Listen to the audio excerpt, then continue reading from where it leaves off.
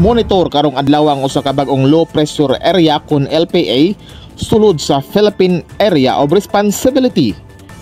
Base sa 5 PM weather report sa Pag-asa, aduna kini medium o kasarangan nga tsansa o posibilidad nga mahimong usa ka tropical depression sa maabot nga 24 oras. Ang LPA nasigpatan sa gilayong usa ka 1,040 kilometros sa sidlakan sa southeastern Luzon kaganihang alas 3 sa hapon, Hulyo 15.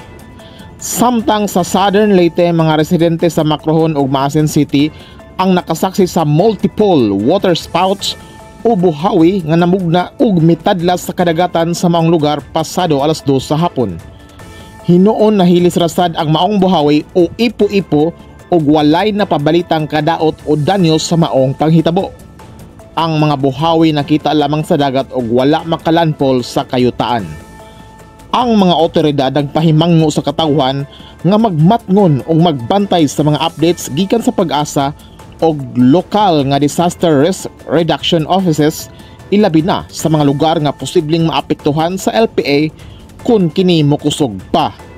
Padayon ang pagbantay sa kahimtang sa panahon, samtang nagpadayon ang habagat ug mga kalit-kalit nga pag-ulan ug thunderstorms sa pipila ka bahin sa nasod. Alang sa Bisdak News Reels, Ian Grulyo nagbalita.